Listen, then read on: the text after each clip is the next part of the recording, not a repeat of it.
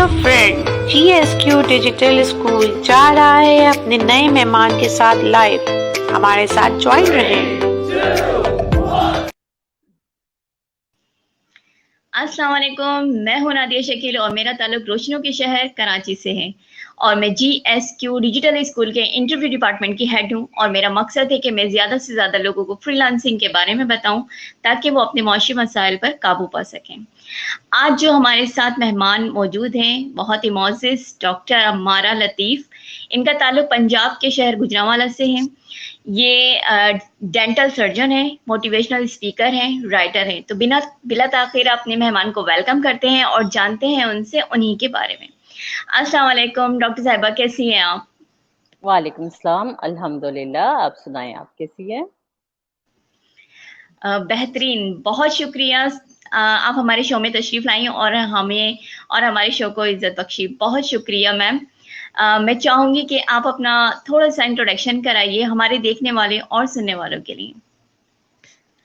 सबसे पहले तो नादिया, बहुत शुक्रिया आपका कि आपने अपने प्रोग्राम में इनवाइट किया और इस प्लेटफॉर्म पे आके मुझे कुछ अपने ख्यालात का इजहार करने का मौका दिया। अ, जैसे कि नादिया बता चुकी हैं, मैं डॉक्टर अमारा लतीफ़ हूँ और मेरा ताल्लुक शोबा डेंटिस्ट्री से है। कहने को डेंटिस्ट्री मेरा प्रोफेशन है, it's my first love and it's my passion. But at the same time मुझे लगता है कि हमारे पास ज़िंदगी एक होती है और करने के लिए और इस दुनिया में इतना कुछ है कि वो एक ज़िंदगी अक्सर नाकाफ़ी लगती है। तो डेंटिस्ट्री अक्सर मुझे साइड हसल लगने लगता है और उससे ज़्यादा मेरे जो दीगर शौक है, लिखने लिखाने का, पढ़ने पढ़ाने का, मोटिवेशनल स्पीकिंग, बुक राइटिंग, तो वो सारे जो है वो मुझे ज़्यादा बेचैन रखते हैं। तो बस ये सब चीज़ों का मजमुआ ही आपके सामने बैठा हुआ है। बेहतरीन, माशाल्लाह से आप जो है बहुत हुँ। सारे काम कर रही हैं और बिल्कुल सही कहा है कि ज़िंदगी है और हम करना बहुत कुछ चाहते हैं लेकिन टाइम शॉर्ट है और करें किस तरीके से, मैनेज किस तरीके से करें, टाइम किस तरह से डिवाइड करें, ये बड़ा एक मसला है। लेकिन फिर भी आप बहुत अच्छे से सारी चीज़ें मैनेज कर रही हैं और बुक्स भी पढ़ती हैं। जैसे आपने कहा कि मैं बुक्स का भी आपको बहुत ज़्यादा शौक है। आजकल के दौर में बुक्स का शौक होना बहुत कम लोगों में सुनने में आता है कि लोग बुक्स पढ़ें, क्योंकि लोग डिजिटली तौर पे इतना चेंज हो गए हैं, देखने पे ज़्यादा प्रेफ़रेंस करते हैं कि हम यूट्यूब कर लें या हम सर्च कर लें, किसी चीज़ को देख लें, ना कि बुक पढ़ें। जो नॉलेज बुक से मिलती है, वो इन चीज़ों से नहीं मिलती। बेहतरीन। मैम मैं ये जानना चाहूँगी कि क्या डॉक्टर अम्मारा बचपन में भी डॉक्टर बनना चाहती थीं, डेंटिस्ट बनना चाहती थीं, शाय थीं या कॉन्फिडेंट थी इसी तरीके से माशाल्लाह से जैसे आप अभी मुझे नज़र आ रही हैं? इसके बारे में हमें बताएँ, डॉक्टर अम्मारा कैसी थी? नादिया, शायद इसमें मैं सबसे पहले अल्लाह ताला का बहुत शुक्रिया अदा करना चाहूँगी कि शायद कुछ रूहों को अल्लाह ताला ने वैसे ही बहुत हैप्पी गो लकी काइंड वैसे ऑफ ही बना के बहुत भेजा होता हैप्पी गो है। लकी काइंड ऑफ बना के भेजा और होता है ज़िंदगी में और मतलब एक्सप्लोर ज़िंदगी करना, में मतलब खुश रहना और एक्सप्लोर सीखना ही करना, उनका खुश मकसद रहना और होता है। सीखना ही उनका मकसद होता है। तो मेरे साथ भी तो कुछ ऐसा मेरे ही साथ था, भी कुछ ऐसा बचपन ही था, में बस यही बचपन सोचा में था बस कि दुनिया को सोचा था फ़तह कि दुनिया करना को है। फ़तह करना है। इसके अलावा और कोई शौक इसके नहीं था। अलावा और आवाज़ कोई बहुत शौक नहीं इको था। हो रही है, आवाज़ क्या बहुत आपको इको हो आवाज़ रही का है, इको क्या आपको साउंड हो आवाज़ रहा है? जी सॉरी, मेरा माइक ओपन था। ओके। तो बस मुझे पहला शौक जो मुझे याद है बहुत बचपन से वो यही था कि दुनिया को फ़तह कर लेना है, एक्सप्लोर करना है। यस, कॉन्फिडेंस शदीद किस्म का, जिस पे मुझे बहुत काम करना पड़ा कि मैं उस ओवर कॉन्फिडेंस को कोई थोड़ा-सा नॉर्मल रेंज में लेके आऊँ। तो दैट्स व्हाट आई सेड, कुछ चीज़ें शायद अल्लाह की तरफ से ब्लेसिंग्स होती हैं। जहाँ तक डॉक्टर बनने का शौक था, तो शायद पैदा होते ही कानों में जो पहली आवाज़ पड़ी थी, वो मेरी दादी की ख्वाहिश थी कि मेरी पोती तो डॉक्टर ही बनेगी। सो वो इतना ज़्यादा था, अपना शौक जो था, वो साथ में इतनी ज़्यादा दादी माँ and my I was very close to my दादी सिंस माय चाइल्डहुड। उनका मेरी ज़ात और शख्सियत के ऊपर बहुत इम्पैक्ट है। मुझे नमाज सिखाने वाली, और बिल्कुल अर्ली लाइफ में जो बेसिक टीचिंग्स थी, अभी वो बिल्कुल पढ़ी लिखी नहीं थी, but she had a vision. उसी विजन की वजह से उन्होंने एक गांव से जगह चेंज करके दूसरी जगह पर गई कि उनके बच्चे पढ़ सकें, और उसी विजन की वजह से बहुत बचपन से वो हम लोगों को फीड कर रही थी कि व्हाट वी हैव टू पे। तो मैं एक गांव में थी, मेरी पैदाइश एक गांव में हुई थी, सियालकोट का एक छोटा सा गांव था, और शुरू की इब्तदाई जिसे प्राइमरी तालीम कहते हैं वो मेरी वहीं पे हुई थी। लेकिन it was very unconventional. I had a mom who was educated, वो मुझे इंग्लिश वगैरह सब घर पे पढ़ा रही होती थी, so it kind of mixture बहुत मजे का, जिसमें आप प्योर एक बहुत गाँव की लाइफ को भी इंजॉय कर रहे होते हो, but at the same time बाहर की दुनिया के लिए भी आपका विजन बहुत ब्रॉड होता है। तो yes, that was about it, and that's from where I took my start. बिल्कुल बेहतरीन, बहुत अच्छी तरीके से मैम आपने बताया कि किस तरीके से मैम एक सोच होती है आपके बड़ों की कि आप अपने बच्चों को कहाँ देखना चाहते हैं, उसकी वजह से मेहनत की जाती है और फिर आप जैसे काबिल जो है बच्चे निकलते हैं और आगे कुछ करके दिखाते हैं, कुछ बन के दिखाते हैं। बेहतरीन। मैम आप बच्चों के दांतों के हवाले से कुछ बताना चाहेंगी? जो बच्चों के दांत के मसाइल होते हैं, कीड़े लग जाते हैं या फिर और भी बहुत सारी चीजें होती हैं जिस पे काबू पाया जा सकता है बर वक्त, तो उसके बारे में थोड़ी सी अवेयरनेस मैं चाहूंगी कि आप दीजिए। ये आपने बहुत अहम बात की है, और यही बेसिकली मेरा लाइफ मिशन भी है। दांतों की बीमारियां, और अगर वैसे देखा जाए तो हेल्थ के वैसे भी बहुत सारे इश्यूज ऐसे हैं जिनको हम प्रिवेंशन से कंट्रोल कर सकते हैं। प्रिवेंशन का मतलब ये है कि उस चीज के होने से पहले ऐसी एहतियाती तदाबीर ली जाए कि उस मसले से बचा जाए, या अगर वो मसला होना हमारे जेनेटिक्स में है भी तो डिले हो जाए टाइम पीरियड, जितना लेट हो सकता है, और जितना हम हेल्दी हैबिट्स को अपना सकें उनसे हम एक हेल्दी लाइफस्टाइल रख सकें। अनफॉर्चुनेटली बाकी जगहों पे तो, बाकी चीजों में तो फिर है, डेंटिस्ट्री में पाकिस्तान के अंदर प्रिवेंशन पे बहुत कम बात होती है। यहाँ पे सिर्फ इंटरवेंशन की ज्यादा प्रैक्टिस होती है कि मसला हो गया तो चले गए डेंटिस्ट के पास और इलाज करवा लिया, जो अगेन बहुत महंगा है।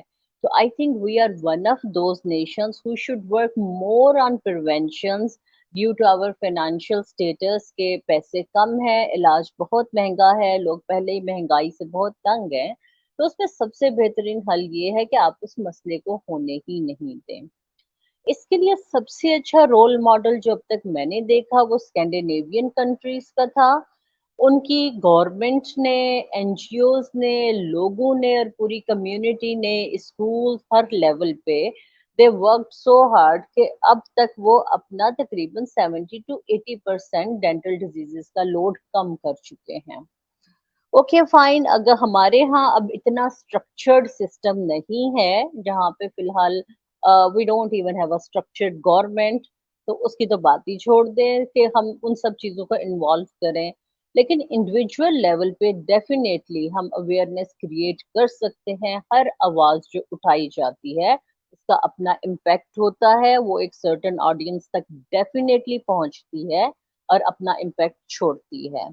तो जितना मेरा दायरा कार है उसमें मेरा ये एक एम है कि ज्यादा से ज्यादा लोगों तक प्रिवेंशन की हम अवेयरनेस क्रिएट करें। I go to schools, we educate kids, अब तक around 7,000 and few hundred kids I have educated them in various schools in Lahore and Gujranwala region, because जितना अर्ली बच्चे सीख जाएंगे उतना ही जल्दी वो इस चीज को कंट्रोल कर सकेंगे।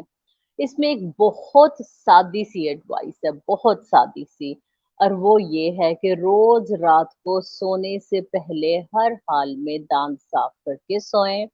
हम YouTube पे बहुत ड्रामास और एंटरटेनमेंट का कंटेंट देखते रहते हैं। Just spare 5 minutes and watch some proper tutorial on how to brush your teeth. मैं यूट्यूब वीडियोस भी बनाती हूँ, टिकटॉक पे और इंस्टा पे भी हम अपने रील्स और फेसबुक पे कंटेंट अपलोड करते हैं। जो एजुकेशनल कंटेंट है उसी में इसी तरह से छोटी छोटी चीजें सिखाई जाती हैं जिनको प्रैक्टिस करके आप अपनी ओरल हेल्थ को बहुत बेहतर कर सकते हैं और बहुत सी बीमारियों से बच सकते हैं। हर कोई यहाँ पे समझता है कि पैदा होते ही अल्लाह की तरफ से उसको पता है कि कैसे दांत साफ करने हैं, लेकिन दांत साफ करने का एक प्रॉपर मेथड है। And according to my observation here, 99% of the people, they don't know how to brush their teeth properly. Timings, anything, ठीक है, वो बस एक पता है, लेकिन अमूमन ज्यादातर हमारी अवाम दांत सुबह के टाइम उठ के साफ कर रही होती हैं। रात के टाइम पे जर्म्स ने जो सत्यानाश करना है मसूड़ों का, दांतों का, वो कर चुके होते हैं। सुबह आप सिर्फ वो हुए हुए डैमेज के जो असरात है उसको आप हटा रहे हैं, वो भी प्रॉपरली नहीं, इफेक्टिव ब्रशिंग नहीं होती है। तो जस्ट डू टू थिंग्स। एक तो रोज रात को सोने से पहले दांत जरूर ब्रश करें। It should take you at least 5 minutes. Change your brush regularly. 2 महीने के बाद अमूमन जब ब्रश के ब्रिस्टल्स फैल जाते हैं, it's not effective in cleaning your teeth any more. फिर उसे आप नाला डाल सकते हैं, दांत नहीं साफ कर सकते। And last thing, to watch a few YouTube tutorials on how to brush your teeth. Brushing will clean only 60 to 4% of your teeth. Rest of the part of the teeth, that is दो दांत जहाँ पे जुड़े होते हैं उनके दरमियान brush कभी नहीं पहुंचता, वो एरिया फ्लॉस से साफ होता है। तो जो पूरा क्लीनिंग मेथड है that is brushing and flossing. तो आपको ब्रशिंग के बाद फ्लॉसिंग भी जरूर करना चाहिए। थैंक्स टू टूथपेस्ट वाली कंपनीज जो हर टाइम ब्रशिंग का तो जिक्र करती हैं, बिकॉज ब्रशिंग के साथ उनकी टूथपेस्ट बिकती है, तो इसलिए ब्रशिंग पे तो कुछ अवेयरनेस क्रिएट हो गई है, लेकिन brushing and flossing is the whole package. यहाँ पे मैं थोड़ी बात लंबी कर रही हूँ, लेकिन मैं ये भी मेंशन कर दूं कि मिसवाक इज इक्वली गुड अगर वो आपके दांतों के सब हिस्सों तक पहुंच रही है, पिछले दांतों तक जा रही है, मसूड़े और दांत के जंक्शन को साफ कर रही है, मतलब आपकी टेक्निक ठीक है, तो मसवाक is equally good as well अगर आप उसको ठीक तरीके से यूज।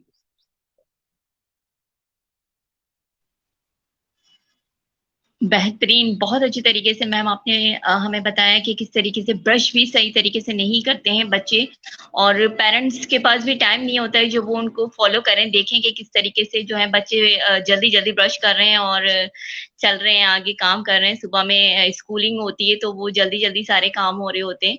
और ये बहुत अच्छा है कि रात में सोने से पहले ब्रश किया जाए, ताकि सारे दिन के जो जर्म्स हैं वो हट जाएं, ताकि आपके जो प्रॉब्लम्स हैं दांतों की वो कम से कम हो।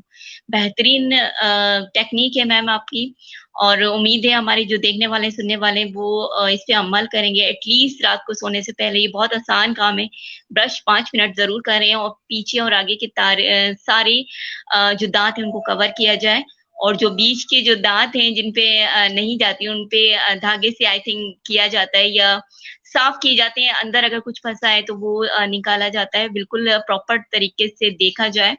और मैंने आपकी प्रोफाइल भी देखी, उसमें आप छोटे छोटे क्लिप्स बना के बता रही होती हैं कि किस किस तरीके से काम किया जा सकता है, दांतों की हिफाजत किस तरीके से की जाती है, और कर सकते हैं आप। ये कोई मुश्किल काम नहीं है, आप कर सकते हैं। बड़े नुकसान से बचा जा सकता है एहतियात करके। बेहतरीन। अच्छा मैम, मैं ये आपसे ये भी जानना चाहती हूँ कि छोटे बच्चे जो दूध के दांत टूटते हैं, फिर नए दांत निकल रहे होते हैं, उसमें भी बच्चों के लिए बहुत ज्यादा प्रॉब्लम्स हो रही होती हैं, या फिर दूध के दांत टूटते नहीं है, पीछे के दांत आने लग जाते हैं, तो वो भी एक प्रॉब्लम क्रिएट होती है। बच्चा बहुत ज्यादा डिस्टर्ब होता है, जिसकी वजह से पेरेंट्स भी परेशानी में होते हैं। तो उसके हवाले से अभी हमें थोड़ा सा अवेयरनेस कीजिए। दूध के दांत टूटने का अमल एक बिल्कुल नेचुरल अमल है। हमारे दांत बड़े साइज के हैं जो नॉर्मल एडल्ट टीथ हैं। वो अगर बच्चे के मुंह में अल्लाह ताला शुरू से दे के भेज देते तो वो बहुत ही अजीब सा एक माहौल बन जाता, बच्चे की शक्ल ही बहुत अजीब लगती। इसलिए दूध के दांत उसके उस फेस के हिसाब से होते हैं। जब एज आ रही है, बड़ी एज आ रही है, हमारा फेस एक अडल्ट एज में आएगा, तो उसके लिए सेकंड सेट ऑफ टीथ अल्लाह ताला ने दिए हुए हैं जो अपने टाइम पे आते हैं। तो सबसे पहले तो ये समझ लें कि ये एक बिल्कुल नॉर्मल प्रोसेस है and part of growing up है जो होता है। अब बच्चे के दांत निकलते हुए अमूमन आपने दो बातें की कि एक तो दांत टूट नहीं रहे होते और पीछे से दांत आ जाते हैं। कुछ अर्सा पहले तक भी हमारी ग़िज़ाएँ बहुत ज़्यादा सख्त थीं, फाइब्रस थीं, गन्ने और गंडेरियाँ लोग चूसते थे, छलियाँ खाते थे, जिसे कॉर्न या सिट्टा आप कह सकते हैं। बहुत ज़्यादा हमारी अच्छी रफ़ और रॉ डाइट्स होती थीं, जिसकी वजह से दाँतों पे प्रेशर पड़ता था, टूटने वाले टूट जाते थे, मसूड़े नरम हो जाते थे और नए दाँत बड़े आराम से निकल आते थे, ज़्यादातर केसेस में। अब हमारे पास मेड इन चाइना जनरेशन आ गई है, दे आर वेरी सॉफ्ट, ग़िज़ाएँ बहुत नरम हो गई हैं। बच्चे की पहली खुराक ही सिरेलैक है, जो कि बहुत ज़्यादा कैरीज़ को प्रमोट करता है, not recommended by a dentist, at least not at all. और ये सॉफ्ट डाइट्स की वजह से अब हमारे जो दाँत टूटने वाले होते हैं, उन पे भी प्रेशर नहीं पड़ रहा होता। दूसरा कुछ हम ज़रा बड़े छुई-मुई से हो गए हैं कि हिलता हुआ दाँत को ज़रा-सा कुछ टच भी हो जाए तो हाय अल्लाह एंड उई अल्लाह, वो बच्चे से ज़्यादा माँ कर रही होती है। तो थोड़ा हौसला रखने की ज़रूरत है, इट्स नॉर्मल प्रोसेस, सबके साथ होता है। तो एक तो अगर डाइट ही आप थोड़ी-सी उसमें नारियल-शारियल, कच्ची गाजरें खाने का उन दांतों को इस्तेमाल करें तो काफ़ी हद तक ये मसला हल हो जाता है। लेकिन अगर नहीं हुआ और पीछे से दाँत आना शुरू हो गया है, तो फ़ौरन से पहले डेंटिस्ट के पास जाके वो दाँत निकलवा दें, क्योंकि अगर दूध के दाँत की ही जगह पे आपके पक्के दाँत ने आना है। अगर दूध के दाँत ने वो जगह नहीं छोड़ी, तो पक्का दाँत अब एक नॉर्मल जगह पे निकलेगा। और अगर थोड़ा ज़्यादा अरसा वो वहीं पे रह गया, तो वही पोज़ीशन उसकी पक्की हो जाएगी, जिसकी वजह से दाँत टेढ़े-मेढ़े हो जाएँगे, स्माइल बहुत खराब हो जाएगी। तो इसलिए अगर ऐसा कोई भी मसला है जिसमें डबल टीथ हो रहे हैं, तो वो पहले वाला प्राइमरी टीथ डेंटिस्ट से फिर निकलवा लेना चाहिए। दाँत निकल गया, अब पक्का दाँत नहीं आ रहा, मतलब ये एक तो था कि जल्दी आ गया, पहला निकला नहीं अब। सेकंड केस कि दूध के दाँत तो गिर गए हैं, लेकिन अब परमानेंट टीथ आ नहीं रहे। उसमें भी सबसे बड़ी रीज़न जो होती है ना, वो यही होती है कि आपके मसूड़े सख्त हो जाते हैं। और उनको नरम करने का वही तरीका है कि आप ज़रा सख्त खुराक उन दाँतों से जो है कच्ची गाजरें, नारियल वग़ैरह खाली फाइब्रस हिस्से से खाएँ तो वो नरम हो जाता है। अगर फिर भी नहीं हो रहा तो डेंटिस्ट उसमें हल्का-सा कट लगा देते हैं जिससे दाँत को रास्ता मिल जाता है निकल के आने का। बाज़-औक़ात बच्चों में कुछ कमी होती है या बचपन में उन्हें कोई चोट लगी होती है जिसकी वज़ह से परमानेंट टूथ बद डैमेज हो जाता है या जेनेटिकली वो दाँत बना ही नहीं होता। इन सब केसेस के लिए जब भी डिलेड इरप्शन है तो हम एक्स-रे करवाते हैं, रेडियोग्राफ्स करवाते हैं तो वो हड्डी के अंदर नज़र आ जाता है कि वो दाँत की क्या स्टेज है, जिसने उगना है वहाँ पे आना है, आया वो वहाँ पे मौजूद है या नहीं मौजूद और बच्चे की हिस्ट्री तो वो सब चीज़ें मिलके तो एक मुकम्मल पिक्चर बनाती हैं। लेकिन जो आम एक मसला चल रहा है उसमें यूजुअली यही होता है कि गम थोड़े फाइब्रस हो जाते हैं, सख्त हो जाते हैं, तो उनके लिए ज़रा सख्त खुराक खाएँ, तो वो नरम हो जाएँगे और मसला हल हो जाएगा। ऐसे में मैं एंटीबायोटिक बिल्कुल रिकमेंड नहीं करूँगी, बच्चे को थोड़ा मसला हो, दर्द हो, पेरेंट्स खुद ही सेल्फ मेडिकेशन की तरफ चले जाते हैं। प्लीज़ अवॉइड दैट हमारे यहाँ वैसे ही एंटीबायोटिक से बहुत रेज़िस्टेंस पैदा हो रही है। तो एंटीबायोटिक सिर्फ़ डॉक्टर को प्रिस्क्राइब करने दें एंड डॉक्टर्स को भी सिर्फ़ अल्टीमेटली तभी करनी चाहिए जब उसका एब्सोल्यूट एक इंडिकेशन हो। अदरवाइज़ इन चीज़ों के इस्तेमाल को जितना कम किया जा सके वो करना चाहिए। पेन किलर भी सिर्फ़ वक़्ती तौर पे 1-2 दिन के लिए। हमारे यहाँ पे बात लंबी कर रही हूँ अगेन लेकिन ये एजुकेशन बहुत ज़रूरी है। शायद आपने भी ये नोट किया हो, सुना हो कि हमारे इर्द-गिर्द अब किडनी फेलियर्स के बहुत ज़्यादा केसेज़ आने लगे हैं। हम अक्सर सुनते हैं गुर्दे खराब हो गए, गुर्दे खराब हो गए हैं। भाई क्या वजह है कि एकदम पूरी जनरेशन ही जो है उसमें गुर्दे खराब होना शुरू हो गए हैं? उसका सबसे बड़ी रीज़न, सबसे बड़ा कारण है पेन किलर्स का यूज़ कि आप डॉक्टर से पूछे बगैर आपके घर में हर वक़्त ब्रूफेन, पैनाडोल, पैरासिटामोल, डिस्प्रिन पड़ी होती हैं। ज़रा-सी कोई शिकायत हुई, फाँके जाते हैं गोलियाँ और कोई पता नहीं है कि 1 दिन में 2 रिकमेंडेड हैं, 3 रिकमेंडेड हैं कितने कम से कम 8 घंटे का वक़फ़ा होना चाहिए एक से दूसरी टैबलेट के दरमियान। छोटे बच्चे को वो दे सकते हैं, नहीं दे सकते हैं। तो ये इस तरह से जो बिल्कुल अनएजुकेटेड और विदाउट डॉक्टर्स प्रिस्क्रिप्शन आप यूज कर रहे हैं इतनी ज्यादा पेन किलर्स का, ये नंबर वन रीजन बनती जा रही है किडनीज को डैमेज करने का। तो काइंडली अवॉइड दैट। बेहतरीन, बिल्कुल सही कहा आपने। पैनाडोल हर वक्त लोग बंटियों की तरह खाते हैं। एक रिसर्च हुई थी, उसमें ये बताया गया था कि पैनाडोल जो है वो बहुत तादाद में यूज की जाती है। लोग जो हैं वो बंटियों से मवाजना किया था कि बंटी जिस तरह से बच्चे खाते हैं, इस तरीके से बड़े लोग जो हैं वो पैनाडोल का इस्तेमाल कर रहे होते हैं और हर प्रॉब्लम के लिए पैनाडोल चल रही होती है। ये बड़ा अच्छा आपने हमें बताया कि पेन किलर्स जो है वो बिना डॉक्टर के प्रिस्क्रिप्शन के नहीं खानी चाहिए। एक वक्त होता है, एक टाइम होता है, उसके बाद आप यूज कर सकते हैं, लेकिन अपनी मर्जी से आप नहीं खा सकते। बेहतरीन। मैम एक बात और पूछना चाहूंगी कि एक एज के बाद 35 टू 40 आपके दांत जो है खराब होने लग जाते हैं पीछे से, या फिर कीड़े वगैरह लग जाते हैं, खोखली हो जाती है दांत, तो ज्यादातर डॉक्टर जो है वो रूट केनाल कहते हैं, रिकमेंड करते हैं कि आप ये करा लें, तो आपके दांत जो है सही हो जाएंगे। तो आप क्या कहती हैं कि किस वक्त हमें रूट केनाल करानी चाहिए या नहीं करानी चाहिए? ये अभी रिसेंटली मेरे साथ मसला हुआ था, तो मैं जानना चाहूंगी आपसे कि मैम के क्या करना चाहिए हमें। कहा जाता है a stitch at time saves nine.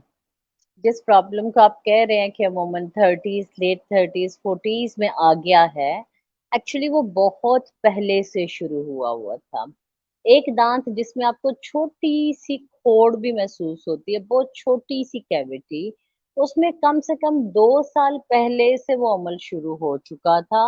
Slowly gradually sign symptoms भी आते हैं, लेकिन हम उन्हें इग्नोर कर रहे होते हैं।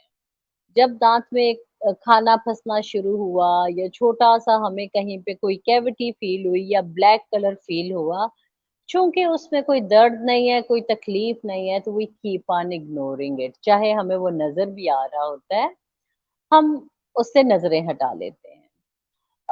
मैंने एक स्टडी की थी, बेसिकली वो थी तो काफी डिटेल और एक्सटेंसिव स्टडी, लेकिन वो थी ट्रोमेटिक डेंटल इंजरी पे। ट्रोमेटिक डेंटल इंजरीज होता है कि दांत टूट जाना, जब गिरते हैं अमूमन बच्चे तो सामने वाले दांतों का कुछ हिस्सा टूट जाता है। तो उसमें एक स्टडी का पार्ट ये भी था कि वो कब डेंटिस्ट के पास आए और क्या शिकायत लेकर आए, और दांत के टूटने से लेके इंजरी के टाइम से डेंटिस्ट को रिपोर्ट करने के टाइम में कितना वक्फा है। और जो बहुत इंटरेस्टिंग चीज हमने देखी कि वो एस्थेटिक के दांत टूट गया है, अच्छा नहीं लग रहा, पता चल रहा है, ठंडा गर्म भी लग रहा है, उन सब चीजों को लोग इग्नोर किए गए। जब एक्चुअल शदीद दर्द या स्वेलिंग या सोजन वहां पे हो गई, वो सिर्फ तभी डेंटिस्ट के पास आए। तो बेसिकली दर्द वो वजह है जो आपको मजबूर करती है हमारे यहाँ कि अब और कोई चारा नहीं है, तो अब हमें इसका इलाज चाहिए। बिल्कुल इसी तरह दांत में जिसमें कीड़ा लगा, वो कैविटी बढ़ रही थी, आहिस्ता आहिस्ता आपको उसमें सेंसिटिविटी भी आना शुरू हो जाती है, बहुत ठंडे पे या कुछ पे। आप उन फूड्स को अवॉइड करना शुरू कर देते हैं, रादर देन कि you go and seek for the treatment. दांत बेचारा तो चीख चीख के बोल रहा है, आई नीड सम हेल्प, लेकिन हम उसे इग्नोर कर रहे हैं, राइट? तो then eventually there comes a time कि बैक्टीरियाज को फ्री हैंड मिला हुआ है, there is nothing to stop them, कि वो दांत की पल्प तक पहुंच जाते हैं। पल्प तक पहुंचने का मतलब है कि दांत के बिल्कुल सेंटर में दांत की नर्व्स और ब्लड सप्लाई होती हैं, दांत का एक जिंदा हिस्सा होता है। जब बैक्टीरियाज वहां पे जाते हैं तो फिर वो रिएक्ट करता है, रिएक्शन आता है, एकदम इन्फ्लेमेशन होती है, उनके अंदर सोजन होती है। अब जिस्म के बाकी किसी हिस्से में सोजन हो जाए तो वो तो सूज जाता है, फूल जाता है। दांत के अंदर किसी चीज में सोजन हो रही है तो इतना सख्त हड्डी जैसा दांत है, तो वो सूजने वाली चीज तो सिर्फ दांत की दीवारों से टकराएगी और मजीद दर्द को महसूस करेगी। इसीलिए दांत का दर्द बहुत स्वेयर भी होता है, क्योंकि वो स्पेस नहीं मिल रही होती उन सबको। अब ऐसे में जब आप डेंटिस्ट के पास जाते हैं तो समझे ऑलरेडी आप सारी कश्तियां जला चुके हैं, सब कुछ खत्म हो चुका है। All dentist can do is कि वो इन्फेक्टेड पल्प को और सब चीजों को निकाले, उसको क्लीन करे और फिर दांत को फिल कर दे। इसी को रूट कैनाल कहा जाता है। यहाँ पे मेरी और जो डिफरेंस है एक सिंपल फिलिंग का और रूट कैनाल के प्राइस का, वो काफी ज्यादा है।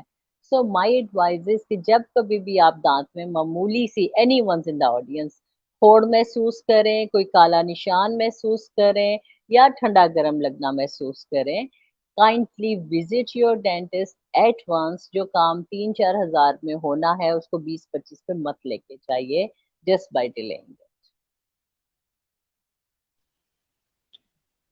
बेहतरीन, बहुत शुक्रिया मैम।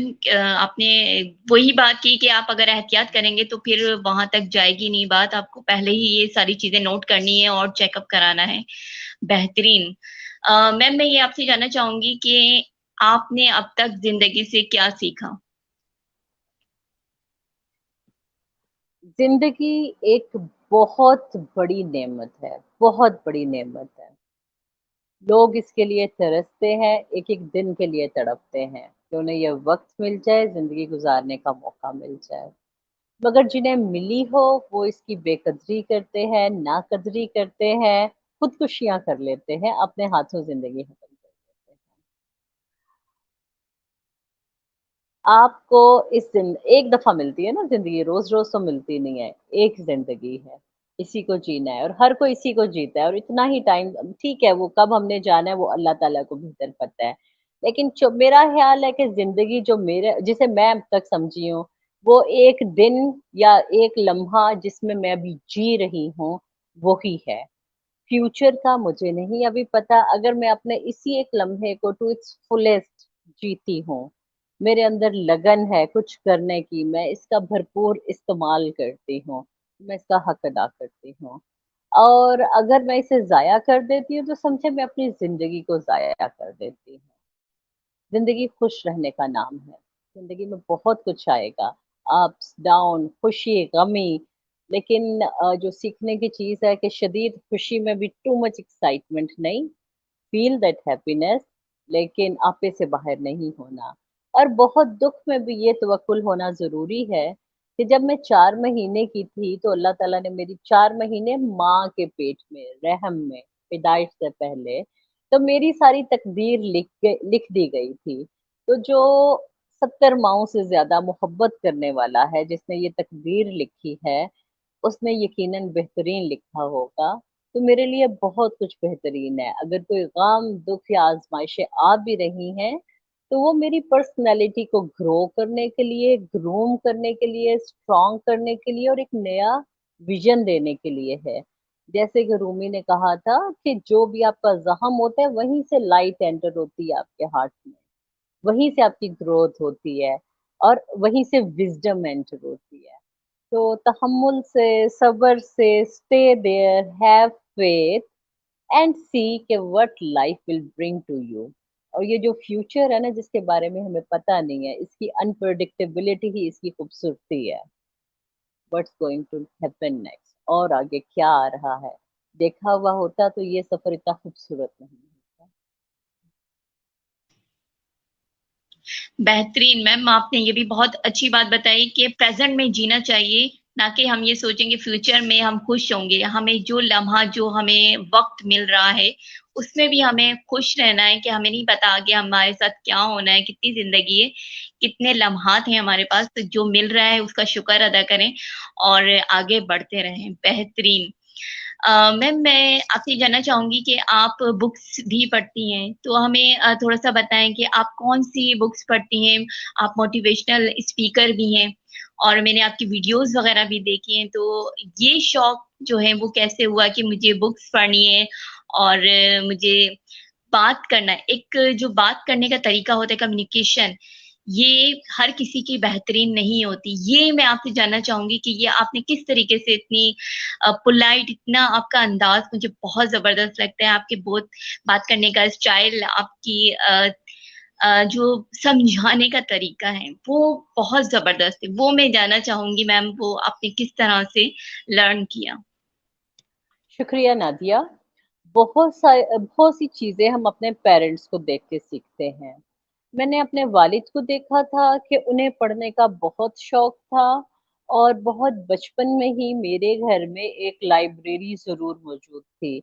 मेरी अगर बहुत बचपन की तस्वीरें आप उठाएँ जिसमें मैं 6 महीने की हूँ, अपने फ़ादर के साथ कहीं बैठी हुई हूँ, तो मेरे हाथ में कोई अख़बार वतन किस्म का रिसाला है, कोई और बुक है क्योंकि अब्बा अक्सर पढ़ा करते थे, तो उनके पास बैठते हुए उनकी किताबों से खेलना, छेड़ना, ये सब एक मामूल था।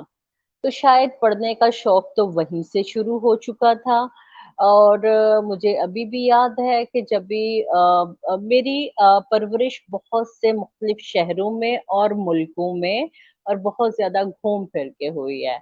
तो मेरे फ़ादर का जो घर अबू धाबी में था, उसमें एक लाइब्रेरी थी और उसमें बेशुमार बुक्स थी। तो टिल 9th ग्रेड मुझे अभी भी याद है जब सब सो जाते थे और हमारे लिए हुक्म होता था कि हमने सोना है, तो मैं वहाँ से बुक्स लाके तो पूरी-पूरी रात वो पढ़ती होती थी और मुझे था कि मैट्रिक करने से पहले ये सब मैंने ख़त्म कर देनी है।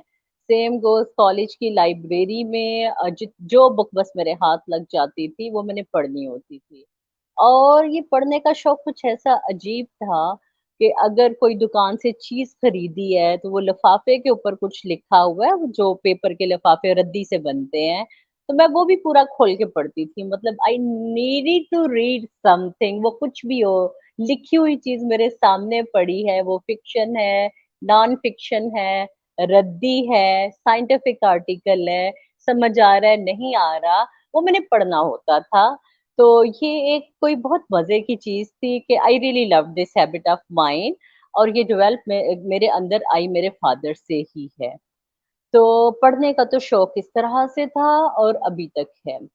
दूसरी बात आपने की है बात करने पे नादिया सीखने का अमल सारी ज़िंदगी जारी रहता है और जब भी हम पढ़ते हैं मतलब शायद मैंने उस तरह से बैठ के कभी I have a home theatre, big screen, everything लेकिन उस पे बैठ के वैसे ड्रामे, फ़िल्में ओके बच्चों के साथ कभी मूवी नाइट हो जाती है। बट अदर देन दैट मैं उस पे बैठ के हमेशा यूट्यूब पे डिफरेंट ट्यूटोरियल्स ही देख रही होती हूँ, सेल्फ ग्रूमिंग के सेल्फ हेल्प के ऊपर यानी वो ही अभी तो YouTube is just like a university it's only up to you कि आप कहाँ पे टैप करते हो आप क्लिक क्या कर रहे हो आप सीखना क्या चाहते हो इंटरटेनमेंट के ऊपर आप अपना सारा टाइम लगाना चाहते हो जिसमें आप अपना पैसा एनर्जी बिल सब दे रहे हो या आप उससे कुछ लेना चाहते हो it's totally up to us और फिर जब आप ले रहे होते हैं, आप अच्छा कंटेंट देख रहे होते हैं, तो मेरा ख़्याल है एक टाइम ज़रूर आता है जब आपके अंदर ये शौक पैदा हो जाता है कि मैं अपना कंटेंट अब डेवलप करूँ, मैं अपनी चीज़ें बनाऊँ, क्योंकि आप उस लेवल पे आ जाते हैं जहाँ पे आप समझते हैं कि आप भी बहुत कुछ दे सकते हैं, गिविंग बैक टू सोसाइटी का अगर आपके अंदर एक जज़्बा है, तो डेफ़िनेटली इवेंचुअली आपको वक़्त और तकदीर हाथ पकड़ के उस स्टेज पे लेके जाता है, जहाँ पे आपने दूसरों को अब देना है। और इस टाइम, इस वक़्त में सबसे अच्छा जो एक प्लेटफ़ॉर्म है वो सोशल मीडिया ही है, यूट्यूब है, बहुत से डिफरेंट मीडियाज़ हैं, जहाँ जिनको यूज़ करते हुए और अपनी सलाहियत हर किसी में सलाहियत है, कोई ना कोई। ये सिर्फ़ उसको एक्सप्लोर करने की ज़रूरत है। और आप उस पे अगर काम करते हैं तो eventually you reach to a stage जहाँ पे आप समझते हैं कि अब आप बहुत से दूसरे लोगों को सिखा सकते हैं। तो आई थिंक वही एक चीज़ होती है जो आपको वक़्त के साथ इम्प्रूव करती है। आपने कहा मैं अच्छा बोलती हूँ, मुझे ये लगता है कि मैं अभी उस स्टेज पे हूँ जहाँ पे अभी मैंने सिर्फ़ पैर-पैर बल्कि पाँव-पाँव चलना भी नहीं सीखा, शायद अभी सिर्फ़ क्रॉलिंग वाली स्टेज है। एंड आई ऑलवेज़ बिलीव कि yes there is so much room to improvement, I have to learn so much के कुछ नहीं आता, ना बोलने का तरीका, ना प्रेज़ेंटेशन, ना कुछ और। And I need to learn तो जब आप फिर सीखते रहते हैं तो चीजें आहिस्ता आहिस्ता इन्फ्यूजन करती रहती हैं और देयर कम्स अ स्टेज कि जब फिर लगता है कि हाँ कुछ कर लिया है या एटलीस्ट कुछ इम्पैक्ट तो आप डाल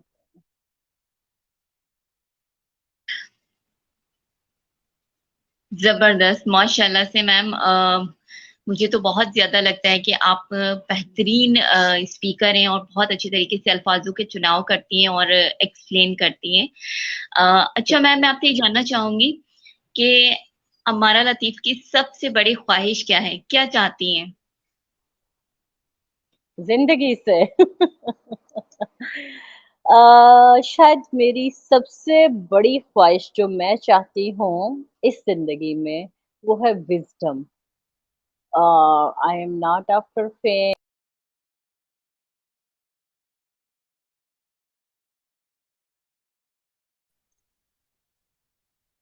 हजरत सुलेमान अलैहिस्सलाम ने अल्लाह ताला से हिकमत मांगी थी और बादशाही मांगी थी। अल्लाह ताला ने उन्हें उससे ब्लेस किया था। आई डू बिलीव कि हम अल्लाह ताला से जो मांगते हैं वो हमें ज़रूर मिलता है। विज़डम एंड हिकमत, ये एक ऐसी चीज़ है जो बहुत रेयर है। And if I have my eyes on something तो that is just this one thing. I want to be there इंशाल्लाह। इंशाल्लाह, इंशाल्लाह। बहुत शुक्रिया मैम। मैं आपसे चाहूंगी हमारे देखने वाले या सुनने वालों के लिए आप कोई पैगाम देना चाहती हैं तो प्लीज। मेरा सिर्फ एक पैगाम है और वो यही है, जिंदगी में बहुत कुछ होगा, बहुत कुछ आएगा, लेकिन यहाँ पे सुकून रहना चाहिए। सब गुजर जाता है। There always happy days ahead, keep looking to them. खुश रहिए, खुशियाँ बांटिए और खुश रहना सीखिए। जिंदगी बहुत बड़ी, बहुत लंबी, बहुत ज्यादा रहने वाली चीज नहीं है। जब तक है इसे चेरिश कीजिए। बेहतरीन पैगाम, बेहतरीन एडवाइस। बहुत शुक्रिया मैम, आपसे बहुत कुछ जानने को मिला और दांतों के हवाले से भी बहुत ज्यादा अवेयरनेस हुई, किस तरीके से हिफाजत कर सकते हैं और बीमारियों से बचा भी जा सकता है। बहुत शुक्रिया आपका, आप तशरीफ लाए और हमें इतनी सारी knowledge the. Thank you ma'am. बहुत शुक्रिया Nadia for having me. It was pleasant being here. Thank you. Thank you ma'am. तो नाजरीन, ये थी हमारे साथ डॉक्टर अमारा लतीफ और बहुत अच्छी डेंटिस्ट हैं, बहुत अच्छी लेडी हैं, बहुत प्यार से बात करती हैं। बिल्कुल लगता नहीं है कि आप पहली दफ़ा इनसे बात कर रहे हैं। बहुत प्यार से, बहुत पोलाइट से आंसर करती हैं, बताती हैं और सिखाती हैं। तो उम्मीद है आज आपने बहुत कुछ सीखा होगा और जाना होगा। हमारे आज के प्रोग्राम से इसी के साथ मैं इजाजत चाहती हूँ। दोबारा हाजिर होंगी नए मेहमान के साथ। अपना बहुत ख्याल रखें। अल्लाह हाफिज। पाकिस्तान जिंदाबाद। पाकिस्तान जिंदाबाद।